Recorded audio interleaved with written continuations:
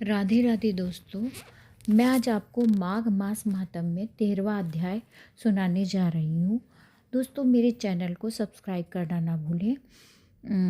विष्णुदत्त से अन्य प्रश्न पूछने की आज्ञा पाकर विकुंडल ने कहा, हे देव, गंगा जल के समान अमृत रूपी आपके वचनों का श्रवण करके मैं कृतकृत्य हो गया हूँ।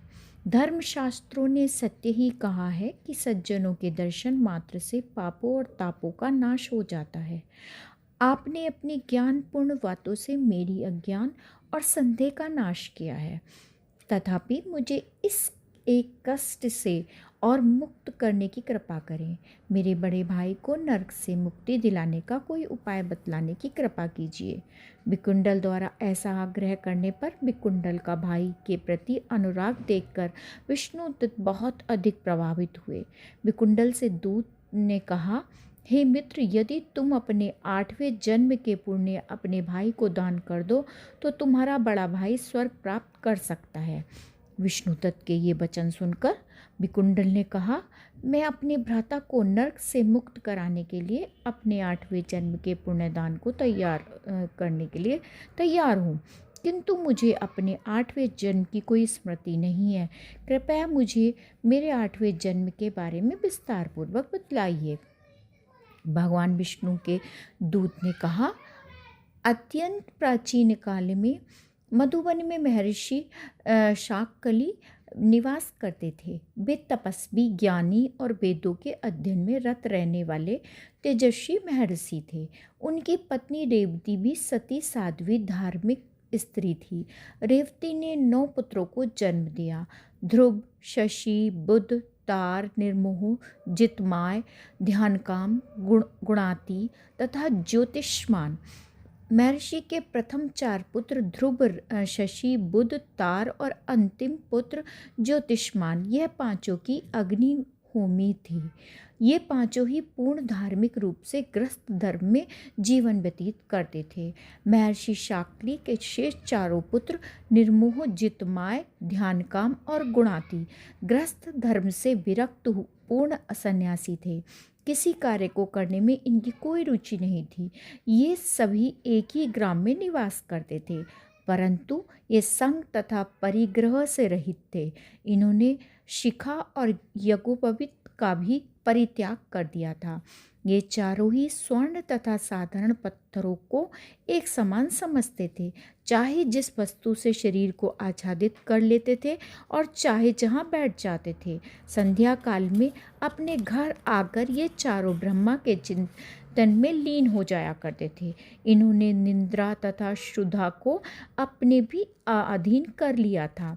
ये समस्त संसार को विष्णु रूप देखते थे तथा मौन रहकर भूमंडल पर विचरण करते थे।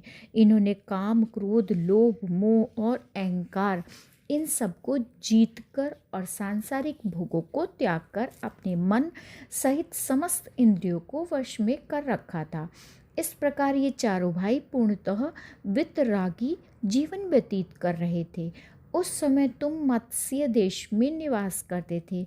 एक दिन मध्यकाल में क्षुधा और तृषा से पीड़ित ये चारों योगी जन तुम्हारे यहाँ आए।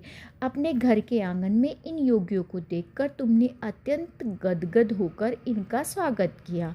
तुमने श्रद्धापूर्वक इनके चरणों को स्पर्श करके मधुर वाणी में निवेदन किया, हे महात्मने, आपके दर्शन पाकर मेरा जन्म और जीवन दो ही सफल हो गए हैं। आपके दर्शन ईश्वर के दर्शन के ही समान हैं। इसके बाद तुमने उनके चरण धोकर चरणोदक को सिर पर धारण किया। ऐसा करते ही तुम्हारे जन्म जन्मांतर के पाप नष्ट हो गए।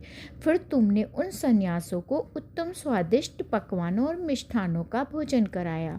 रात्रि में भी सन्यासियों ने तुम्हारे यहाँ विश्राम किया। उन्होंने संतुष्ट तथा प्रसन्न होकर अपने नियमानुसार रात्रि भर भगवत भजन किया। उस जन्म में उन सन्यासियों का स्वागत सत्कार और अतिथि सत्कार करके तुम्हें जितने पुण्य फल की प्राप्ति हुई उनका कोई वर्णन नहीं कर सकता। विष्णुदत्त ने उत्तम सन्यासियों की महिमा का वर्णन करते हुए कहा, सृष्टि के समस्त जीवों में मनुष्य को बुद्धिमान प्राणी माना गया है। मनुष्यों में भी ब्राह्मण को श्रेष्ठ कहा गया है। ब्राह्मणों में विद्वान ब्राह्मण को कृत बुद्धि कहा गया है। कृत बुद्धियों में किया करने वाले को श्रेष्ठ और ब्रह्मवादियों को सर्वश्रेष्ठ कहा गया है। ब्रह्मवादी तीनों लोकों में श्रेष्ठ माने गए हैं, इसीलिए इनकी पूजा करना प्रत्येक मनुष्य का कर्तव्य धर्म है। अपने अपने 8वें जन्म में इसी प्रकार के 4 ब्रह्मवादियों की सेवा की थी। विष्णुदत्त की ये बातें सुनकर विकुंडल ने उसी समय अपने 8वें जन्म के संचित पुण्य को अपने बड़े भाई को दान कर दिया। इससे उसके ज्येष्ठ भ्राता को तत्काल नरक से मुक्ति प्राप्त हो गई और कुंडल भी विकुंडल के निकट आ गया। उन दोनों भाइयों पर देवताओं ने पुष्पवृष्टि की तथा विष्णुदत्त उन्हें स्वर्ग पहुंचाने के पश्चात दोनों भ्राताओं द्वारा पूजित होकर विष्णु लोक को लौट गया।